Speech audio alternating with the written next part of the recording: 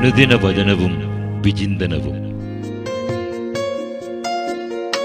Penuel, face of God. യോഹന്നാന്റെ വിശുദ്ധ സുവിശേഷം അധ്യായം 3, 1 മുതൽ 8 വരെയുള്ള തിരുവചനങ്ങൾ. ഫരിസേയരിൽ നിക്കോദേമോസ് എന്നു പേരായ ഒരു യഹൂദ പ്രമാണി ഉണ്ടായിരുന്നു. അവൻ രാത്രി യേശുവിൻ്റെ അടുത്ത് വന്ന് പറഞ്ഞു, റബ്ബി, അങ്ങ് ദൈവത്തിൽ നിന്ന് വന്ന ഒരു ഗുരുവാണെന്ന് ഞങ്ങൾ അറിയുന്നു. ദൈവം കൂടെ ഇല്ലെങ്കിൽ ഒരുവനും നീ ചെയ്യുന്ന ഈ അടയാളങ്ങൾ പ്രവർത്തിക്കാൻ കഴിയുകയില്ല.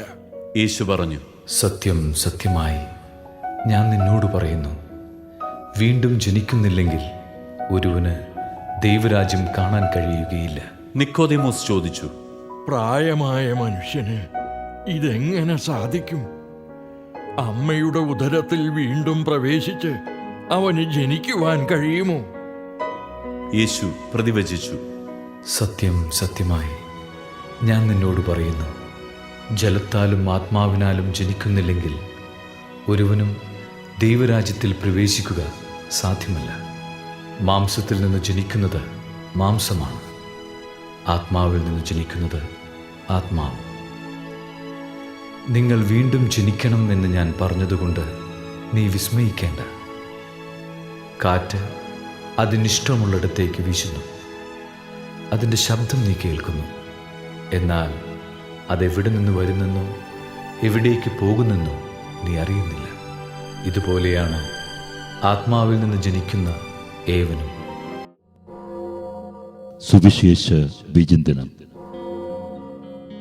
നിക്കോദേമോസ് രാത്രിയിൽ യേശുവിനെ കാണാൻ വരുന്നതാണ് വചനഭാഗം. വാഴ്ത്തപ്പെട്ട വീട് പറയുന്നത് നിക്കോദേമോസ് യേശുവിനെ കാണാൻ വന്നത് വിശ്വാസത്തെക്കുറിച്ചുള്ള രഹസ്യങ്ങൾ കൂടുതൽ അറിയുവാനാണ്. കാരണം ക്രിസ്തു പ്രവർത്തിച്ച അത്ഭുതങ്ങളിലൂടെ അയാൾക്ക് പ്രഥമമായ അറിവ് മാത്രമേ ലഭിച്ചിട്ടുണ്ടായിരുന്നുള്ളൂ. ക്രിസ്തുവാകുന്ന പ്രകാശത്തിൽ എത്തിയിട്ടില്ലായിരുന്ന നിക്കോദേമോസ് അജ്ഞതയുടെ ഇരുട്ടിലായിരുന്നു.